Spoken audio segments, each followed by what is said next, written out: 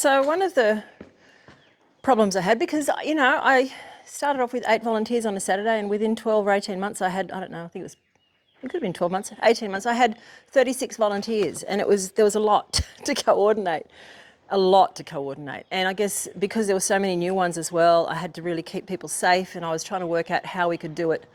Because one of the first things that happens with volunteers is they walk into a space that have got horses in stalls, and everybody wants to pat a horse. And of course, I don't know about your RDA, but there are horses that are less friendly than others. That's really the best way to describe it. All horses have their own little personalities and all the rest of it, and some are quite forward and interested in people, others are quite, not happy. And if somebody doesn't know anything about horses, doesn't know how to read body language, and even for people that are experienced, in fact, sometimes the people that were experienced were even worse, because they were like, oh yes, I know my way around horses, so I therefore know how to handle all these horses. And at the time, well, now we've got 9, we have had up to 13 horses at a time, and it does change, the numbers change depending on what's happening.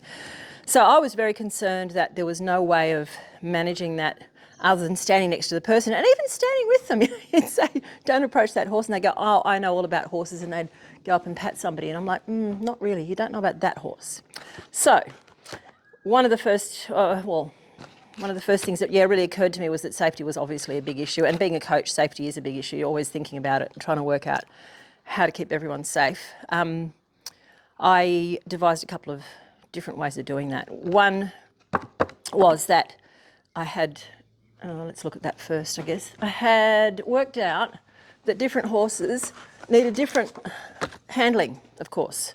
So I created like an assessment of each horse where, I know the RDA has an assessment chart and that's all good, but this was more about just grooming a horse. It wasn't about being ridden or anything else. I figured the coaches knew enough about the horses for that part of it. It's just that if somebody was new to horses or new to the RDA, how could I keep them safe more easily, And so I came up with a traffic light system for the horses, and, there's a legend.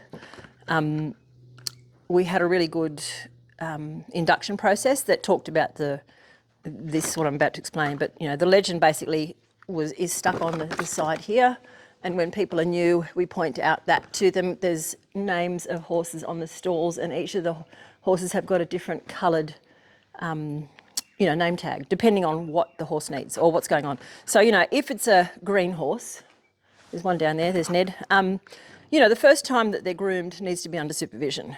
So, it's pretty straightforward. With an orange horse, like Sparky and Ted, these guys are both ponies actually, but, they're the orange ones, and it's saying, grooming with assistance until deemed competent. Now, the reason for that isn't because the horse is bad or good or anything else. It's just that they can be a little bit pushy, or their behaviours might need a little bit more training, basically, more higher skilled, and so somebody would be with the first time grooming under supervision means that somebody would be in the stall with them, a volunteer.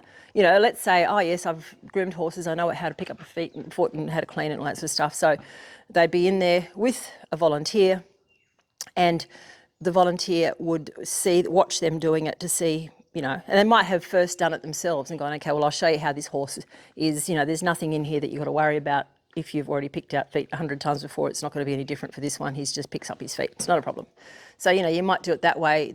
And then that volunteer would watch that person do the groom, and then they decide whether, yep, you're good to go. Like, you can do that again without me supervising next time. And they just tell them that. It was just a direct communication. And as a coach, I'd be wandering around checking to make sure that all of that was actually right. And of course, having the right volunteer matched with, because we used to mentor as well. So you'd have the right volunteer mentored, or being mentored, or mentoring rather, one of the new volunteers. So that worked really well.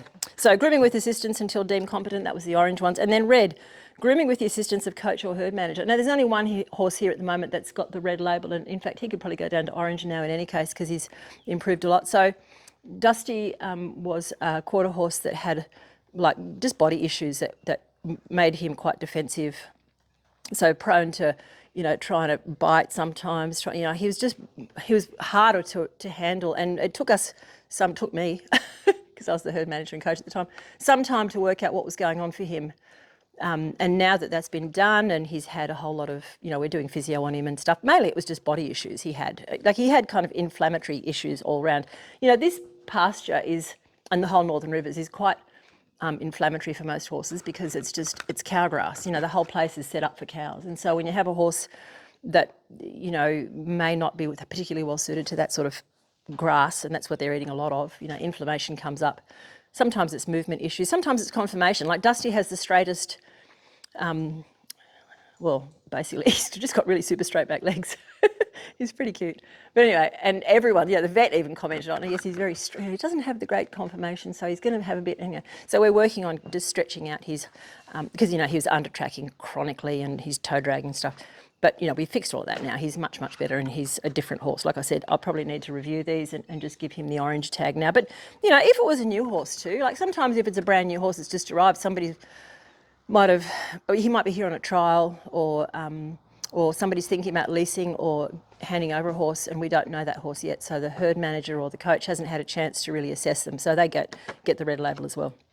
So that's one of the things that worked really well to improve the safety, and we still use that now. And you know, I reassess horses and work out what they need and what they don't. I mean, the orange horses, you know, it's interesting down there. Mason is a horse that's beautiful to handle. Like, he's just the most gorgeous boy.